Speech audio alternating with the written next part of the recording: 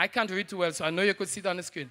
Inaction or inertness, a high level of inertness. And this is what it causes. Most times persons are in, you see it? Over, yes. So when you see some children or people or adults overreacting and behaving in a kind of way, you say, give them that to eat. Maybe they need to take that pill or that tablet or whatever you call it. They need to take a flush or wash out to relax their mind and their body. But sometimes it's more than just that. And that's what we've discovered. The people who want mental peace are either in denial, they're struggling, they can't accept what's going on, or they're overacting or reacting to certain things, and then they find themselves in a high level of inertness. They can't do anything because they collapse. So they sit, they lie down in the bed, in the room, they're eating, they're drinking, and they're blowing up or they're blowing down. Any way you want to put it, only to realize that the mind is the serious place of connection that was ignored. And that is why I developed the program to give you this. You notice there's depression there. So no matter what stage or level you are at, you can find yourself walking around, and they say like zombies, in a place where you're wondering what to do next. Maybe I should eat that today, boy. Maybe I should change my diet. Or not realizing that you are not dealing with the emotional aspect of that being. So awesome diet, yes. And then you move on to realize that I had to create some phases. And that's out of authentic research. I've tested it. This is not an imaginary thing. Actual action research that was conducted with clients. And this is what we end up with. At the acknowledge phase, you realize that you have to start identifying. So I want you to start identifying the problem you're having right now, or the challenge, the big challenges that you're facing. Don't tell nobody yet, but talk to yourself. And then you will have to go to the next step or the level that says recognize. Some people don't want to identify. They don't even want to recognize. Watch what will happen next. And then you have to reflect. I hope you're reflecting, because when you find the problem, you start to think about it, you reflect, and you move on. And then you have to express. You have to start voicing what you feel, what is bothering you. Not change your diet, change your food. Man, let me go and get some KFC instead. No, that's what you eat. Let me get some oil long instead. That's what you eat. Oh, let me get some stew. No, that's what you want. Give me some calaluna, man. When you do this and you start to voice, voicing doesn't mean that I have to tell each and every person. And most of my clients have said to me, the fact that I started voicing, the same psychologist, therapist turn and use it back on me and share it with other persons. You don't share your food like that. You eat your food. But they want that cleansing. And so they go back into another stage, a phase where they realize they go back into silence. And it sends them straight into depression. So you shut down. After you do all of this, you go right back down. And then I've looked at phase 2, which is a big challenge, where you have to validate. You have to do what next? This is your test right now. You say it to yourself. You don't have to scream it out. When you validate, you are getting that opportunity to locate. And then when you locate, you start to, yes, man, you start to, And then when you start to focus, you would eventually have to start, you got to treat it. You don't put it on the shelf, as some of the therapists tell them, oh, Lord, I hope they're not listening, or anybody here not listening. They say, put that on the shelf, take it to the Lord in prayer. Go to church Sunday and your problem would be over. And this ain't no joke. I get the rejects, the clients that people say, that's it. The herbalists say, that's enough, I can't help anymore. And that's the kind of people I help. So I'm doing like what Daddy did, making the thing fall out into somewhere else. And then I encourage them to speak out. And when you speak out, speaking out takes you to a level of acceptance. You get to accept. And then, if you don't do that, that's not the end. You may eventually have to go right back. But I've created another phase that would help you when you start going to acknowledge and accept. You can now move on to the act. Notice I didn't put action there. I put act. You mean you have to do something. And what that phase says, you must do what first? I didn't hear that. Yeah, man, you have to question yourself. You have to ask things. Not beat up yourself, not judgment. Ask things. And then when you move, you start to edit now. Anybody into videography, photography, script writing, you have to edit. That means you're throwing out things that don't look good for you. That's how we do with the plate of food. And the nutritionist will tell you that. Don't eat that. That's not good for you. That's what we're doing. All right? And then you manage And in managing, you know that means balance things. Balance. Urgent, important, critical. I got to get rid of some of these things. And you assess it. What value does that bring to me? Yeah, you don't want to do it. Well, I love. And most times I'm dealing with people who in love-hate relationships. Right? And tackle it. When I say tackle it, you must come with that plan that say, no matter what, I'm going forward, it must happen. I'm dealing with it. I'm putting an end to this today. And then when you start to monitor it means what? Sit down and cry. Assessing and looking at how the thing working for you. How is that helping me now that I've taken a step of action? And evaluate. So that goes around in circle. You have to keep evaluating. Is that really working for me? Have I made the right choice? Should I go back? No.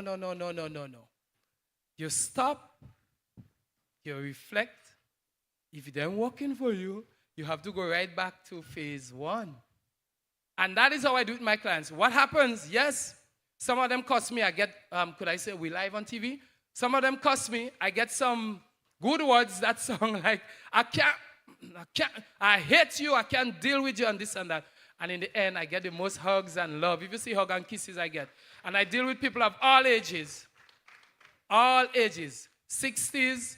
Yes, there are people in their 60s who've lived a life of happiness or illusion and eventually realize that all the things they've been taking, it didn't work. When we go through this, you realize in 1 day, 2 weeks, 3 weeks, and sometime in 1 night, the problem gone because of the process that we go through.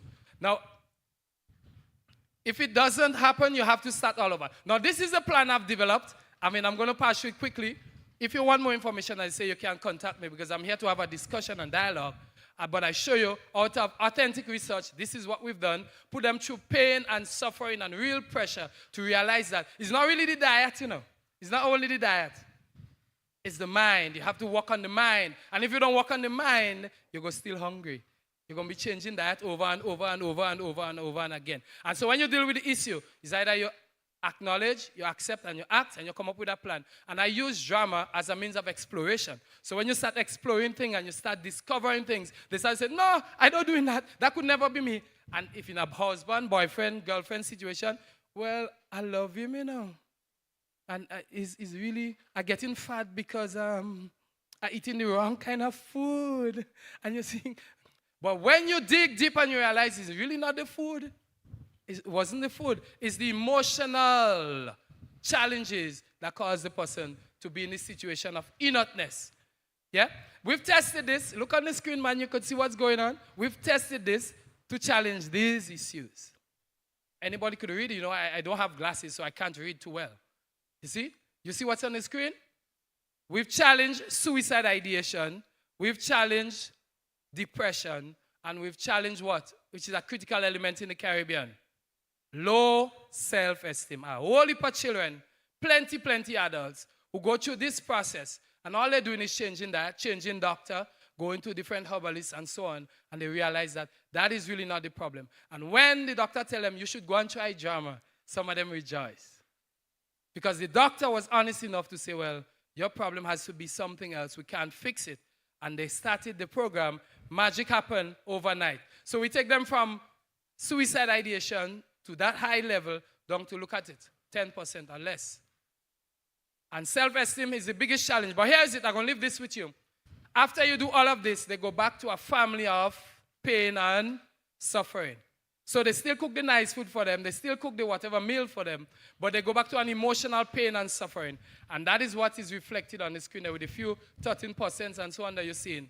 So we realize that we have to just help families, help not just the person, but get the family also to realize that don't just feed them, but emotionally you have to support them.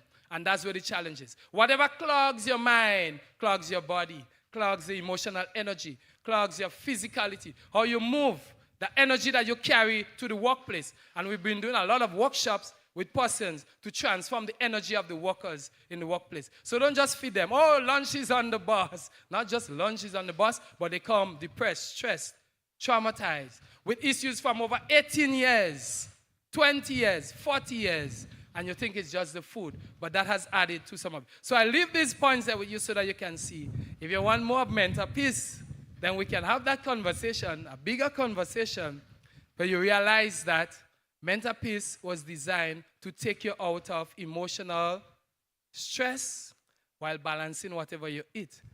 Now, internally, what we've combined it is looking at your strengths and weaknesses so that you understand. If I do this, I'm addicted to this, it could affect me negatively. Right? So this is the takeaway from Mental Peace. Ask me the questions. I'm here to answer. Amen. Thank you, thank you, thank you. So we just learned about acknowledge, accept, act, depression, and all about the magic of drama. Yeah, so they will have another opportunity to, interact and speak about it. So he's impressing on us the importance of mental peace. And that is very important when we're looking at healing arts. Is not only about the bush tea, but a whole holistic approach to health and wellness. Yeah? So now we're moving on to panelist 5, Tracy Assing, title of presentation, Indigenous Medicine, A Journey of Indigenous Storytelling, Remembering and Discovering the Technology and Medicine which were already in use by our ancestors. Ms. Tracy is a member of Trinidad Indigenous Community. She's a writer, editor, filmmaker, and communications strategist. She produced a film, The Amerindians, the first film about indigenous survival in the English-speaking Caribbean, written, produced, and directed by a member of the community. Her published essay, Unaccounted For, is about indigenous survival in Trinidad. Was the only non-fiction essay included in the Commonwealth Writers Anthology, So Many Islands. Working mainly in non-fiction, she has been at work developing a series of stories about indigenous folklore and forest spirits. Her great-grandmother was one of the founders of the Santa Rosa, now First People community based in Arima, Trinidad, and her great-aunt served as the queen of that community until her death. Ms. Assing has a passion for magazine and Zen culture and has been involved in the development of several publications. Go right ahead, Ms. Tracy Assing. Thank you for that introduction. Mabreka, we are one. We are thankful for our mother, the earth, for she gives us all that we need for life. We have a responsibility to live in balance and harmony with each other and with all creation. To our mother, we send greetings and thanks. When the world was young and endless, we knew nothing, content to witness the wonder of the universe unfolding as we are learning. When the world was young, we flowed over the land like water, spoke the language of birds, sought the kinship of rocks, and traveled to and through the stars with the ease of breathing. Every hunter traveled with seeds we could never take without giving. Soil is living. Many of our islands have enjoyed unbroken occupation by indigenous peoples. We were not defeated, we assimilated. Although we have suffered many losses, there are many of us who stay true to our way of life. Fractured and traumatized by colonialism, we have survived and depend heavily on another type of AI, ancestral intelligence. An indigenous hunter always takes seeds to the forest, an act of reciprocity that reminds us of the fact that we are all connected. I believe we were much closer to nature than we remember. Cocoa, which arrived to us in the Caribbean from the South American mainland before the arrival of the Europeans, was and is still grown in forests. It is a sensitive plant, requiring a significant amount of shade and just the right amount of water. So mountain immortelle trees were grown alongside them. When the colonizer arrived, he saw an impenetrable forest. To the indigenous, the forest was a source of food, medicine, and shelter.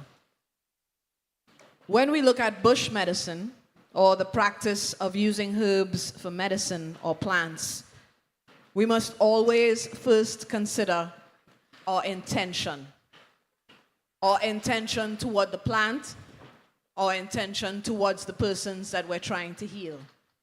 Therefore, we engage with a conversation with the plant. So what's happening now, which is the act of commercialization,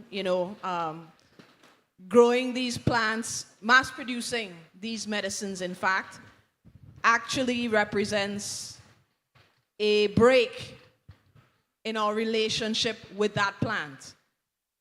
The medicine that is then harvested through those practices to us is not the same as when we practice the actual spiritual connection and conversation with the plant. We must consider the fact that every plant is important. If not for us to use as food or medicine, it is for the use of other species, because Mother has provided food and medicine for us for free. It's growing all around us. We're busy replacing wild plants with lawns without even understanding what exists in a 4x4 square in our own backyards. Commodification has played a huge role in the disruption of our relationship with nature. We are continually using a hierarchical lens, which places us as the most important being on the planet. And even more dangerously, some humans are more important than others. Increasingly, the Caribbean has been a site of unethical, extractive practices by academics and institutions from more developed countries who routinely visit these islands for parasitic research on First Peoples and their medicinal practices, not making their work or reports available to us after their studies. In the indigenous community in Arima, DNA studies were actually conducted in the early 90s, long before people in the community even understood the value of the data that they were handing over. And now, there are other institutions initiating plant studies, unwilling to give communities a fair share of the funding received to extract that wisdom, unwilling to disclose their partners. Who is this information being shared with and to what end? Unwilling to share researcher credits for community members who are actually the subjects and objects of research. We are asking our governments and our own universities for support and protection for indigenous communities subject to these interrogations, and support and protection of our spiritual and indigenous knowledge, so that we can all enjoy these natural wonders freely for a long time. So I didn't come to tell you about the vervine and about the chandelier bush, okay? Recently, someone contacted my family, and they were like, I live in the bush, and I know you all know how to make this snake medicine, and I was wondering if somebody could just teach me so that I could make my own. And then if somebody calls me, I can also make it for them. And I took it to my community. We thought about it. And I wrote back to them and I said, I'm sorry. I do not know anybody who is willing to teach you this medicine. And I thank you. That's it. That's it. Wonderful, wonderful. The indigenous community in Arima in Trinidad. Yeah, Miss Tracy. And we heard about the importance of protecting, and about this whole exploitation of knowledge and information, for the big dollars. But it is very important for us to maintain and see the value and benefits in our traditional and indigenous communities and practices. And now I would go on to our final speaker of the day, Mr. James Toussaint. His presentation is entitled The History of Our First People in Chibi, Trinidad and Tobago, Preserving Our Culture, Protecting the Intellectual Property and Rights of First People. And Mr. James Toussaint is a partner for First People Development, the competent authority for First People issues in Trinidad and Tobago. Their work is very extensive, assisting the indigenous group with issues as it affects their rights and privileges, as well as intellectual property rights. Mr. Toussaint's background is in broadcasting and law. He is focused on working with NGOs to improve the quality of life for the residents and burgesses of Arima, Trinidad. Their mission is to educate the public on the incorrect history as has been told by the colonizers, and ensure that the future of the people of indigenous heritage gains the recognition and credit for their contribution to humanity. Ladies and gentlemen, Mr. Toussaint.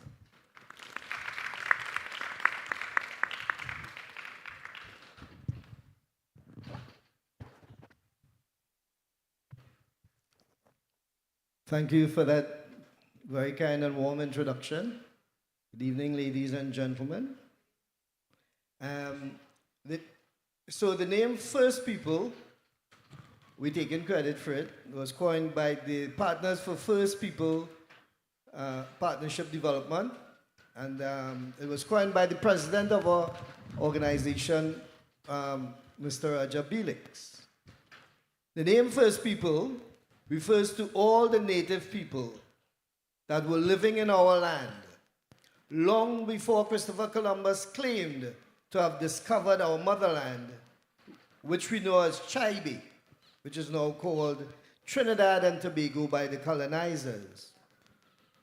Before Christopher Columbus set sail and landed in the New World, our people toiled and lived on the lands within our territories as evidenced by our very strong culture and systems that still exist today.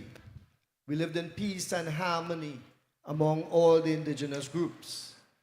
We traveled freely in the Americas, which will have included North America, South America, Central America, and the islands of the Caribbean, which is originally called Cayos Yala. Our people built sailing vessels, and we sailed and we traveled the territories meeting other indigenous groups. We exchanged gifts and we shared stories of our common bond.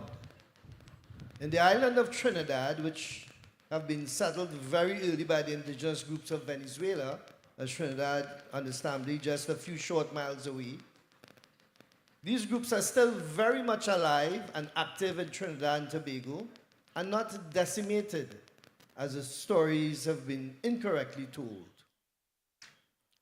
For instance, the Shagwanis, the Arukans, the Waros, the Caripachamians, Napoyo, Locano, and the Californians, which are names of, some of the names of the tongues that I've just called, exist today throughout our island, and that's where many of our indigenous people will now reside. Just to name a few places.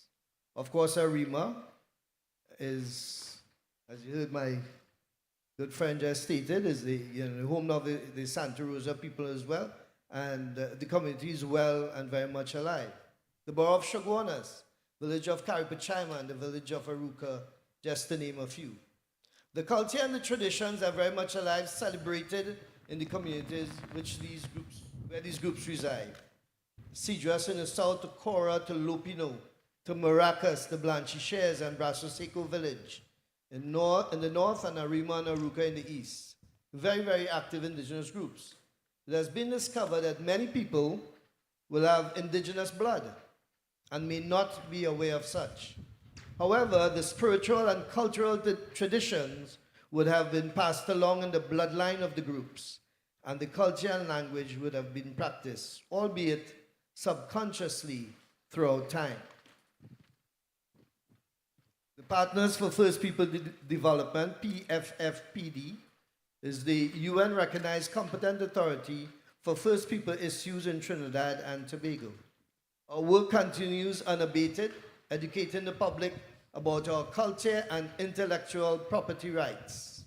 So many of the indigenous medicinal plants and so that we spoke about, our group through our partners throughout the region would have been working on preserving and protecting the intellectual property rights for indigenous people.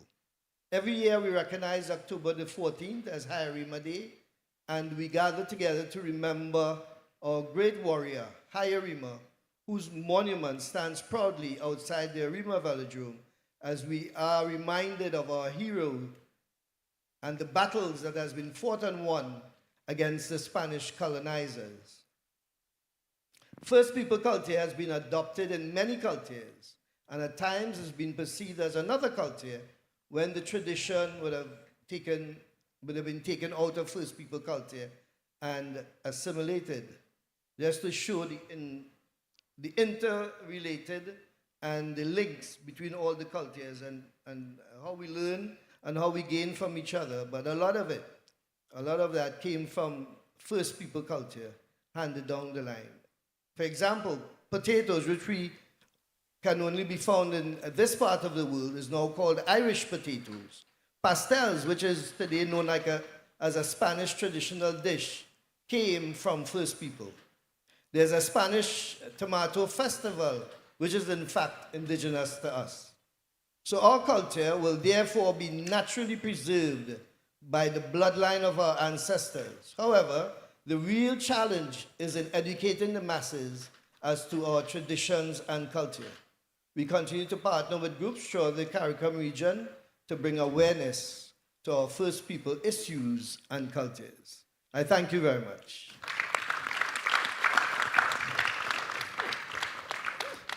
Thank you. Intellectual property rights. We heard about the First People culture, the pastel, and the different types of food, and and to show that these indigenous groups are still alive and well, and continuing the cultural traditions. And now at this time, we will ask each panelist to do a 2-minute kind of wrap-up vibes, and then we can open for question and answer to the audience. Yeah, or okay, we go to questions and answer, and then they will do the wrapping up.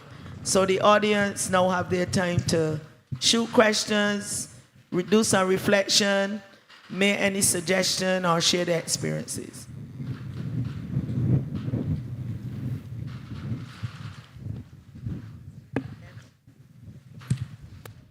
Can someone give her a mic, please?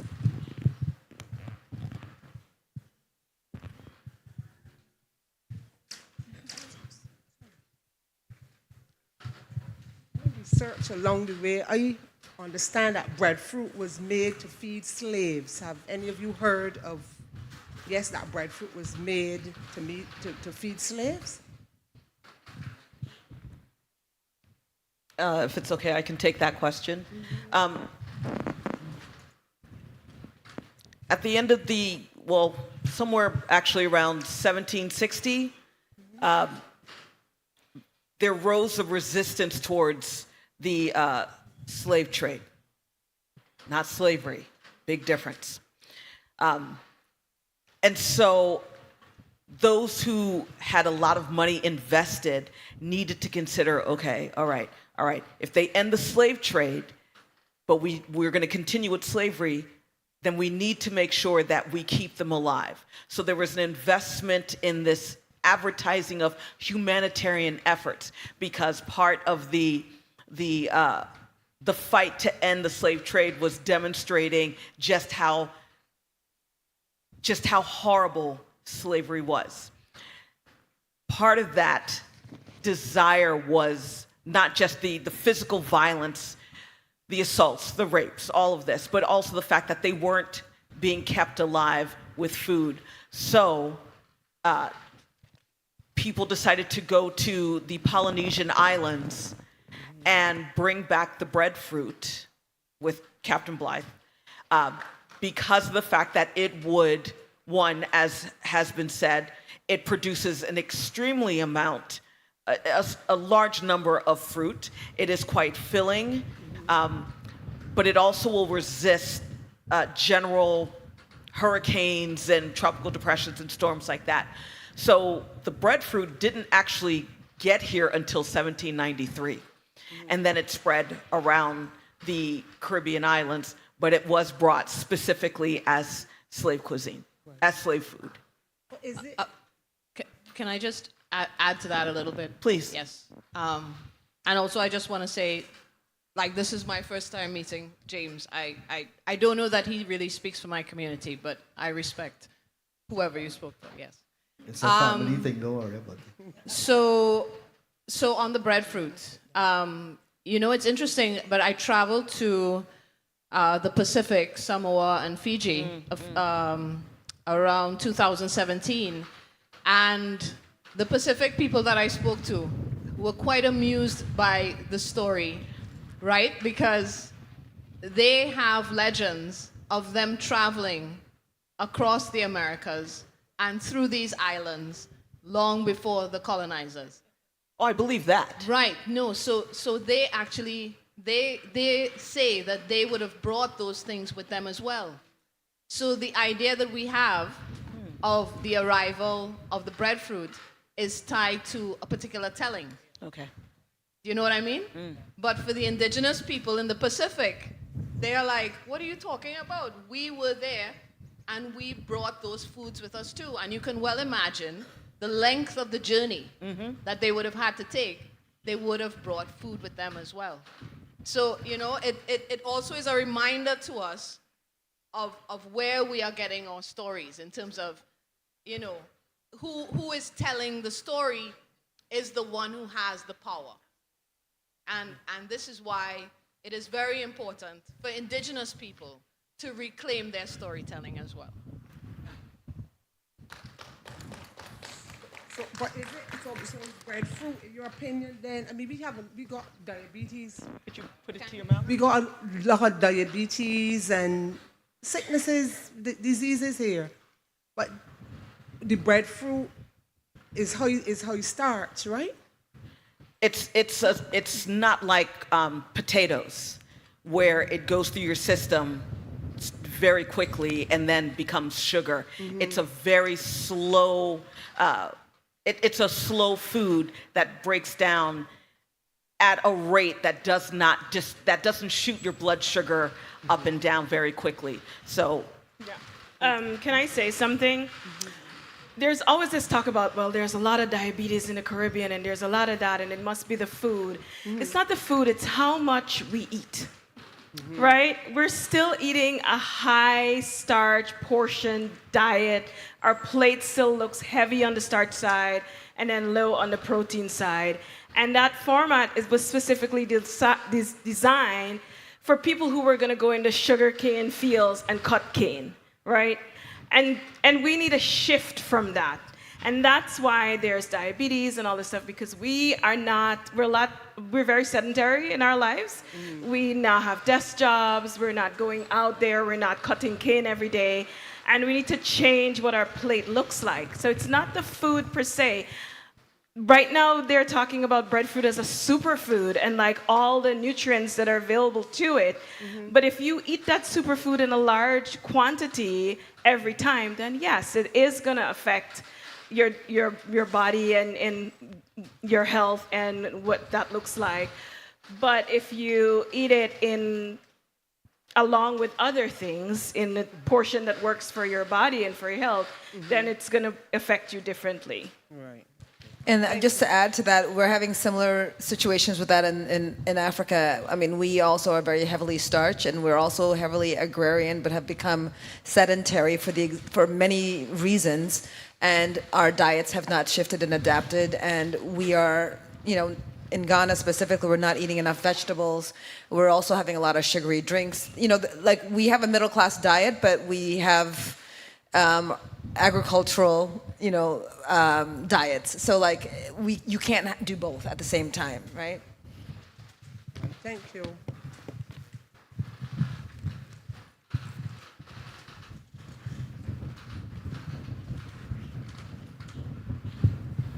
Good afternoon. Do I need to stand?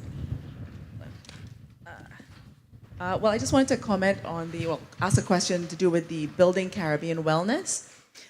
Anybody who has been on like a fitness journey, every fitness journey that I've been on, they kind of recommend, the types of fruit they recommend tend to be fruit that you have to import, like strawberries and raspberries and blueberries.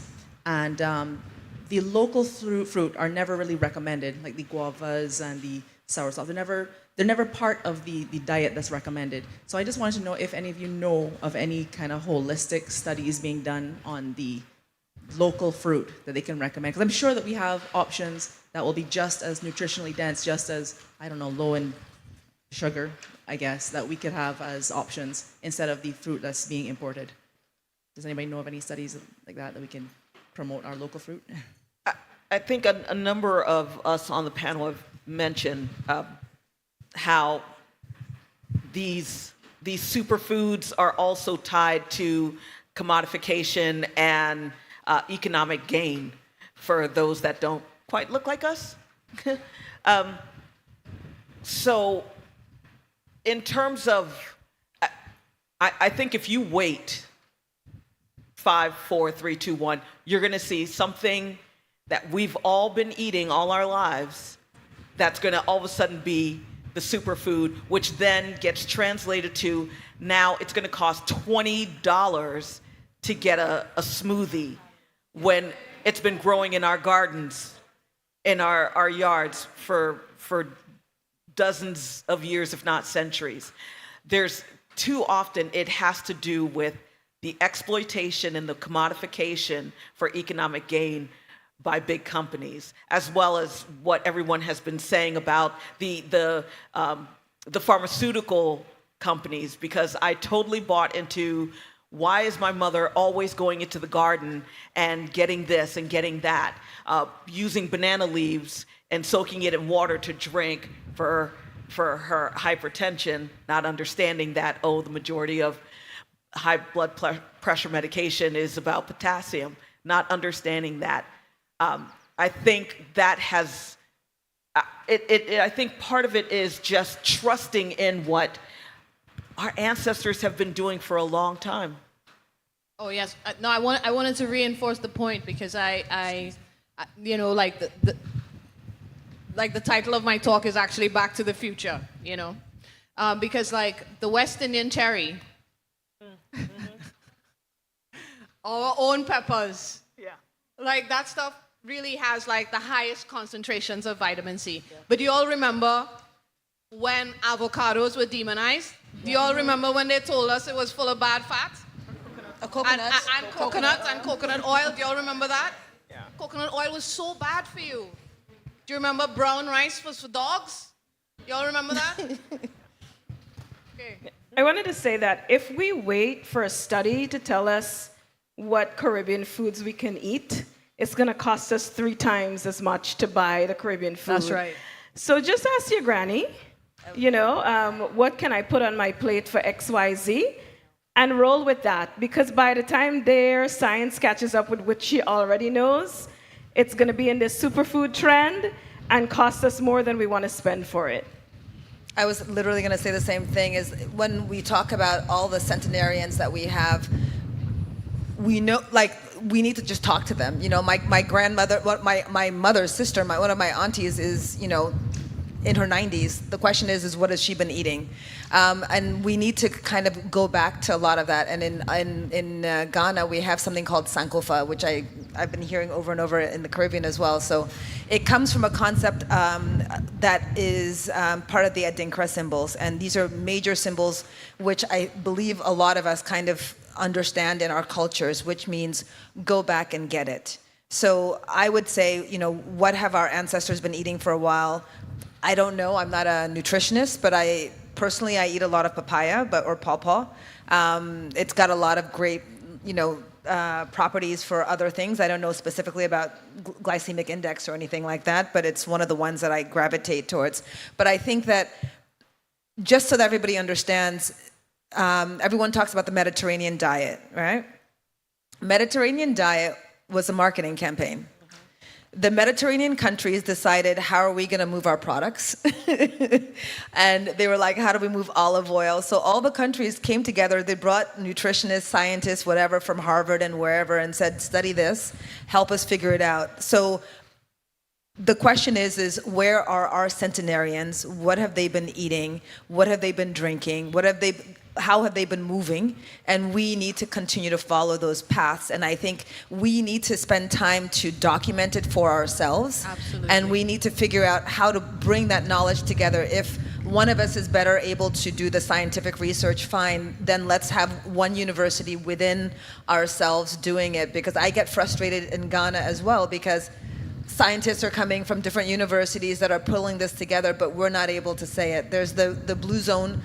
We have our own blue zones, and how are we understanding them, and how are we putting this into practice? Like I said, there's one institute in Ghana that's pulling together some of this information.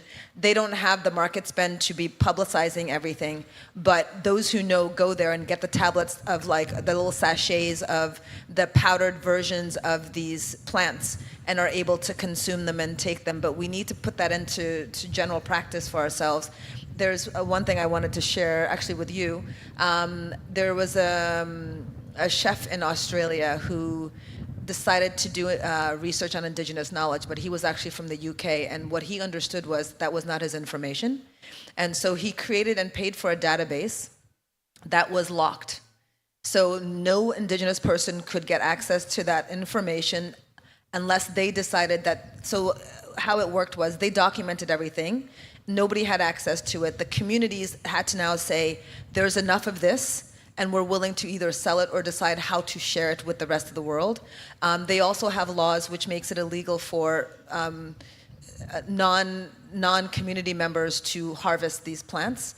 And so there is a structure, whether it's UNESCO heritage dishes, whether it's geographical identification, where we can now say it needs to be X item that comes from this country, therefore like champagne and kashaka, all those things are protected. What are we doing in that space? And for us to know that this needs to be only belonging to certain communities and not monetized unless they so choose that this is something that works. Yes.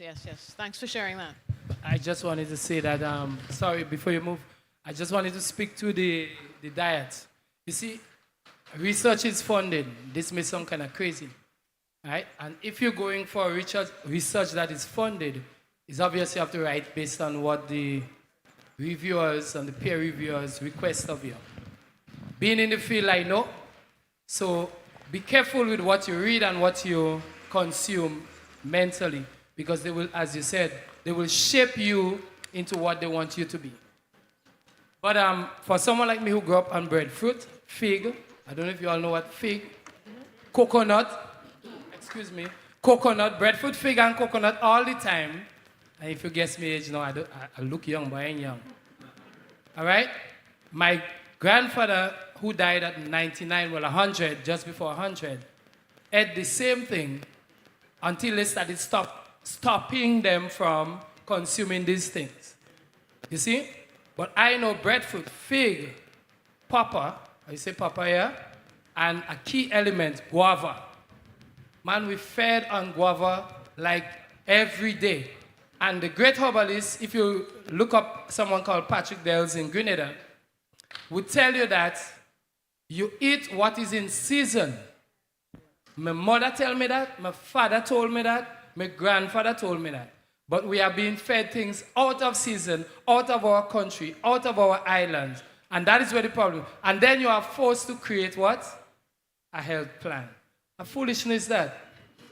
That shouldn't be happening. But I'll say to you out of my work is that activity under pressure burns all the elements that are stored in your body. So you have to keep active, don't just consume. You have to keep active to get rid of the waste because all that was created was patterned after the human energy and body. I pause.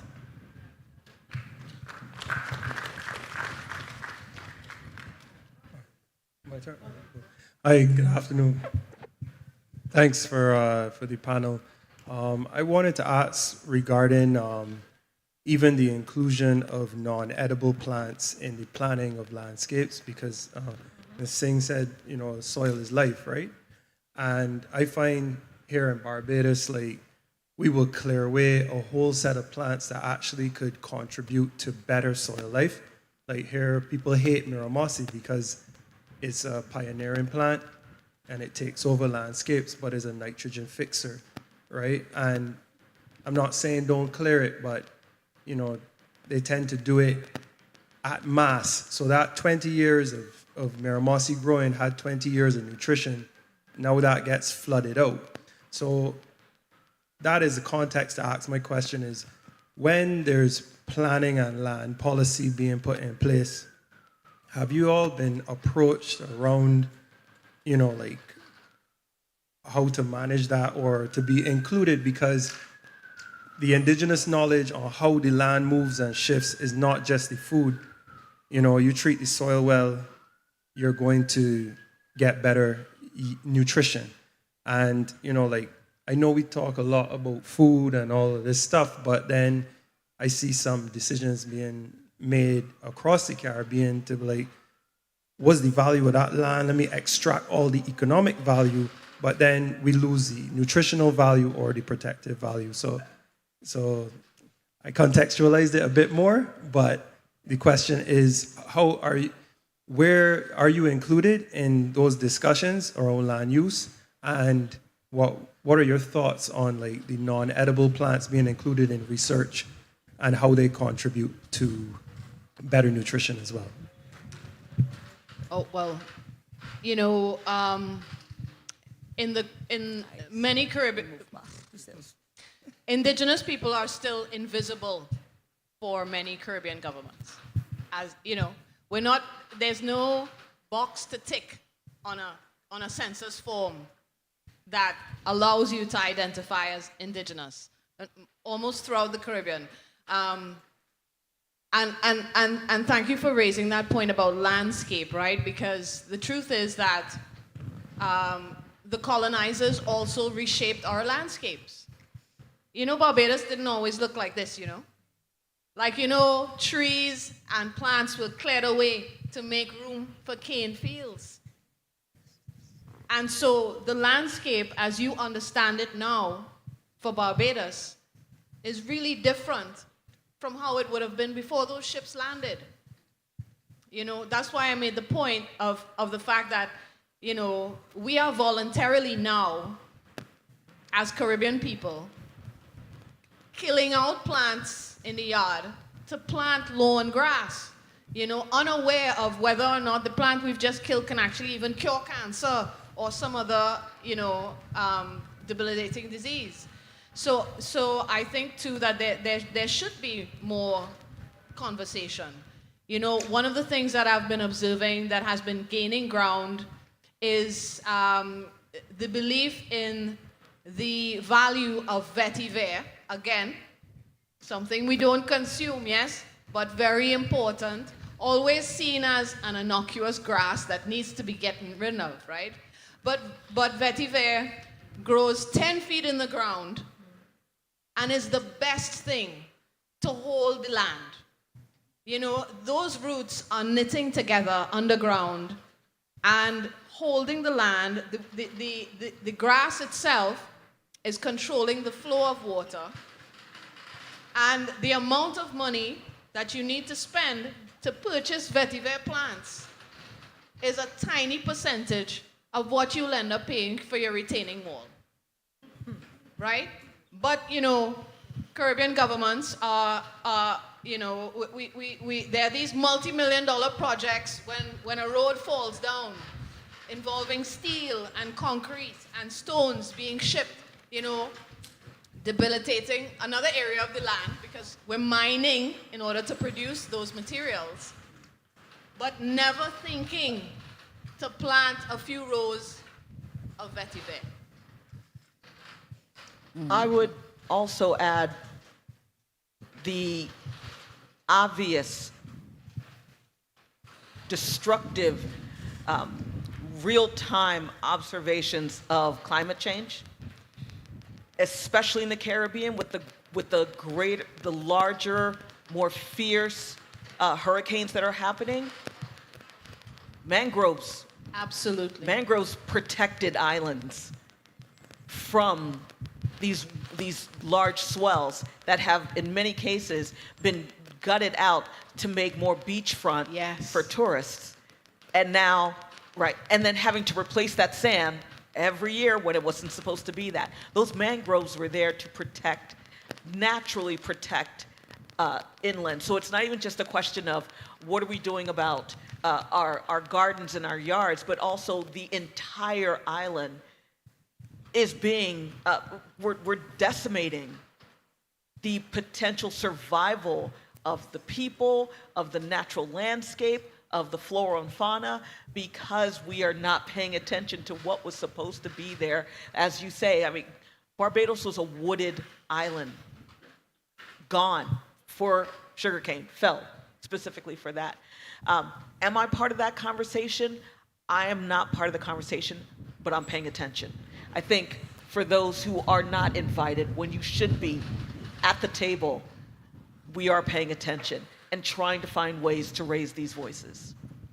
Can we take a couple more, just a few Oh, no. In relation to, I think we just identified one of our biggest problems. This young lady stood and she asked one simple question. What are some of the recommendations that we can have in replacement of what the big countries are putting on us? And that was never answered. And I think I think you will, but I'm saying that doesn't, I'm saying in general, that seems to be one of our problems because we know what the big corporations are doing. We have all of that knowledge, we understand that. But we are missing the point that there has been a big erosion in terms of the knowledge from our grandparents. You know it, I know it. You on the panel may know it. But there has been a gap, but we have to acknowledge and understand there has been a big gap in terms of what those under us know. They really don't. They don't have the knowledge. We are banking on the fact that they should have it, but we are missing the point that they don't. What are we doing to ensure that they have it? A question asked by a young person should be readily be available to be answered by saying, well, instead of strawberry, let's use this. Instead of cherries, let's use that. So this is where I think we're missing the connect.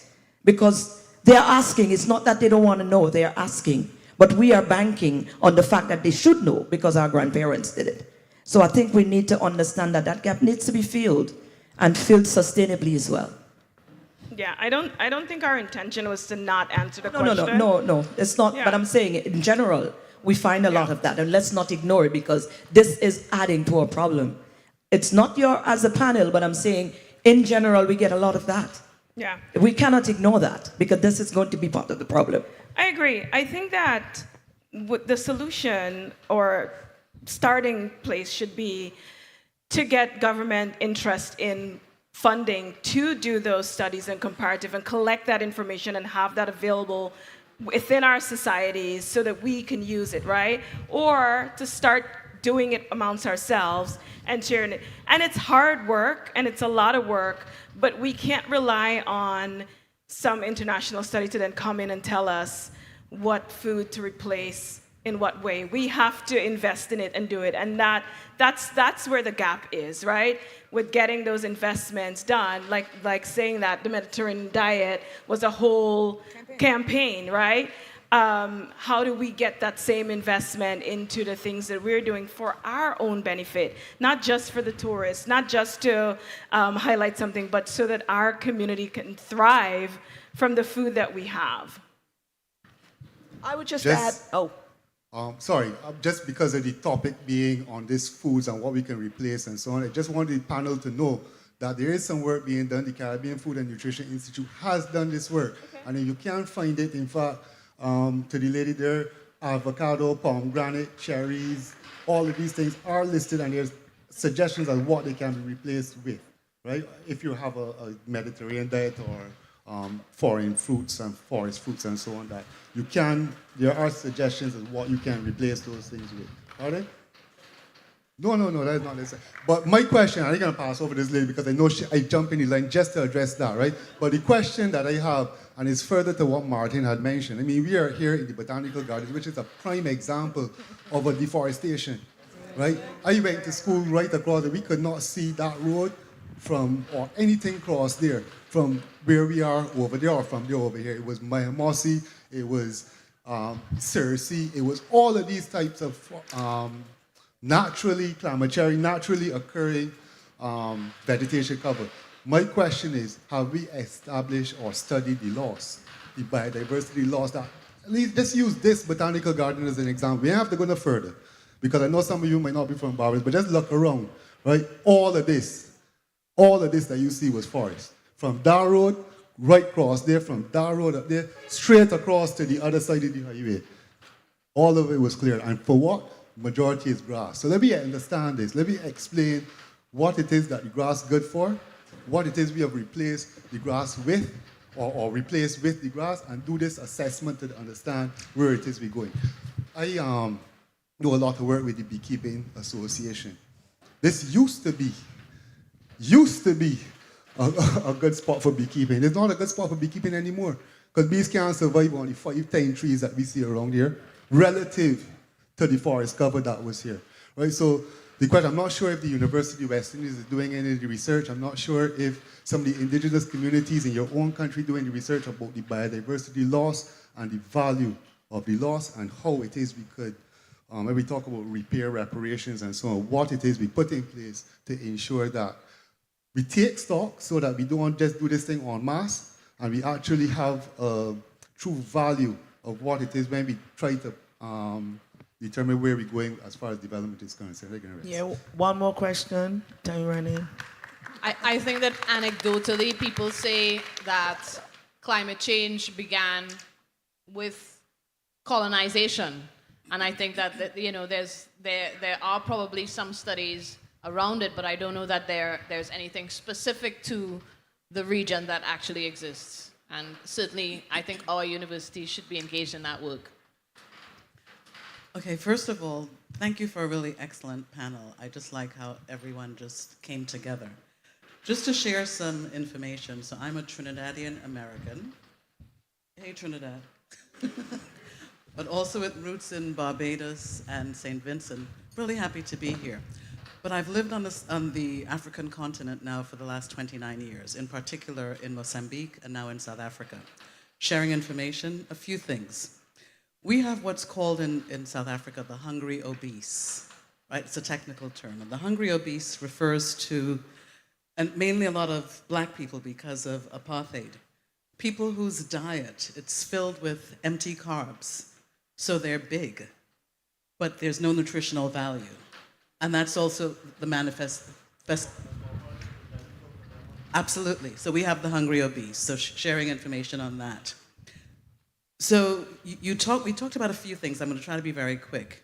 You talked about the Mediterranean diet, which was a PR campaign, but so is the whole issue around the 10,000 steps. I'm sure we're aware of that. It was a machine that they were pushing at a particular point in time. But what I do want to say, and Selassie, this is important for you and others also, and Tracy, I enjoyed all of your conversations. I think that what we need to look at is how do you share information as knowledge centers? In South Africa, where I live, 5 of the major universities have indigenous knowledge centers where these questions are being researched and the information is being shared.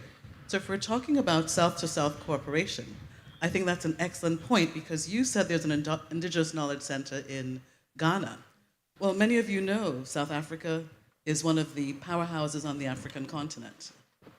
So I think it'll be a great thing in terms of that sharing. So Yui here, Cave Hill, Yui in Trinidad, wherever. How do you connect? I'm going to put one of my friends and colleagues on the spot. We have here at the university, from the University of the Witwatersrand, or WITS, Dr. Brett Piper. Brett, please stand up. You all know that I do that. So I think it'll be a great connection. Have that conversation now before you leave. So you say, well, Brett, how do you introduce me to the IKS, the Indigenous Knowledge Centers in South Africa, of which there are 5? So while we're here, let's make those connections in addition to looking beautiful, everyone, but in terms of sharing the information that further enlarges and supports our people. So big up to the Caribbean. I'm happy to be home. Thank you, thank you, thank you. And you know, time is running. This was a wonderful interactive discussion. And I just want to thank the panelists for giving their varying views, you know, and submissions on we spoke of food, we talk about herbs, we talk about, indigenous people, and the importance of maintaining, and transferring our traditional knowledge. And the question is, what is being done, what studies are being done, but sometimes it starts from right on our kitchen counter. It starts from when we put that pot on the stove, man, that kettle, where you put it in it, quick mix, Ovaltine, Milo, or are we really focusing? So we help to build and prop up the commercialization and the commodification of culture. And the onus is on each and every one of us to change the status quo. And the youths, I'm happy to see this young lady in the audience. Take it in well, my dear. And bring the youths out, man, to some of these discussions. Because the youth says, so is the continuum. And I love the energy. I love the vibes. Carifesta 15 being held in Barbados in August 2025 will be an unforgettable moment. And I just want to thank each and every one. And what is my takeaway? We learn of mental peace. We learn of the simos and the cassava and all that Guyanese kind of food. We learn something from Ghana. We know about the cocoa and different things. So I remember the Vincies would do the cocoa, grind it and roll it. And you make some good cocoa tea with some flour drops and things. Yeah, we come up with some real traditional food, but no, they ask so much youths. Yeah, they was doing the bush tea tasting, and they asked you want some? No. It is not a sweet drink. It don't have enough sugar. Yet the health people say the sugar and the salt is a danger to us, right? But we still hook on these kind of tastes. Salty snacks, sugary drinks, and it damaging our bodies. That's why sometimes we ask ourselves, why are the Caribbean countries plagued with so much issues of communicable and non-communicable diseases? And the doctors will say, put more vegetables on the plate. Put more greens on the plate. And we skin up with face. I want none of that. But the Chifet line is long. KFC line is long. And then we talk about saturated fats. We talk about cholesterol, the high blood pressure. And don't forget stress. A lot of us live under stress. Stress to get money, stress to get, and that's what my brother Dr. Williams talking about mental health. Because there's be a lot, what we call it, anxiety, and we moving proud and firm and dressed down and thing, but within our minds we are worried, we are bothered, we are worried about our financial situation, we are worried about our children, we are worried about the future, and what does that hold? So I just want to give thanks for everything that was said, and I just come away with a couple recommendations, which is a recognition of the contribution of value for indigenous cultural heritage, A reflection on plants as living archives that heal our bodies, carry our histories, and connect our communities. To encourage further training and pharmacological exploration, and that's what we was talking about. You know, whether it's through the university, whether we get funding from here, there, or wherever that can be. To document some of our experience and some of our history. But nothing can beat pulling out your little notebook. We got a phone though, drop it in the notes. You know, where's the tea? If you ask somebody, during COVID-19 was a typical example of how Caribbean people resisted, man, and showed resilience. We ain't taking that vaccine. I ain't care if I lose my job. I ain't care if I travel. I ain't care if I am not taking it. And some concoctions come out the larder and the cupboard. Huh? People from America, Canada, all over calling down in the Caribbean. Where's the remedy? The bay leaf, the garlic, the ginger, the turmeric.